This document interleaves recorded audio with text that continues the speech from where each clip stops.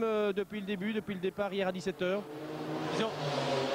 En fait, on roule vraiment à notre rythme, on ne s'occupe pas des autres.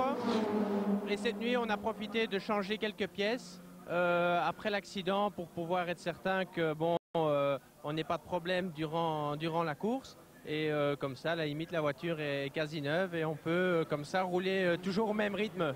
On essaye déjà de soulager pour le moment. On pense déjà à soulager pour l'instant. Non, parce qu'en fait, maintenant, on a dû se battre. On a perdu quand même quelques places en changeant ces quelques pièces. Et je crois qu'il y a seulement une demi-heure qu'on a repris la première place. Et le moteur va très très bien. Non, tout se passe bien. On n'a pas besoin d'assurer, puisque à ce rythme-là, normalement, on ne va rien casser. Voilà, on croise les doigts pour Rodolphe Kuntjes actuellement. Tout va bien en tête de catégorie.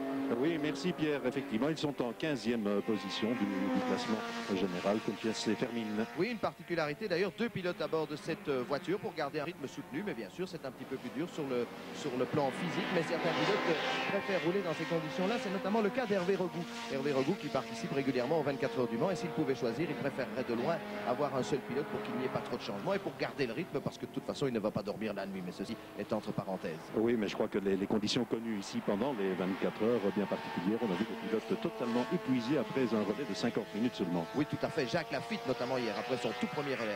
Ensuite il a mieux carburé Jacques Lafitte, mais après les premières 50 minutes il était liquéfié, hein. Il était vraiment en état de décomposition avancée, mais il n'y a pas fallu longtemps pour récupérer parce que c'est un grand sportif. Mais lorsque nous l'avons vu sortir de sa voiture, nous avons été franchement surpris de voir à quel point les pilotes souffraient. C'était le même cas d'ailleurs de Steve Sauber. Par contre, d'autres pilotes ont fait des doubles relais d'entrée de jeu, ce qui est aussi assez étonnant, comme Marc Duet par exemple, qui a fait un double relais il y a quelques instants maintenant. Et ça, c'est quand même la preuve que certains pilotes sont en très grande forme physique. Arrêt de la numéro 55 que nous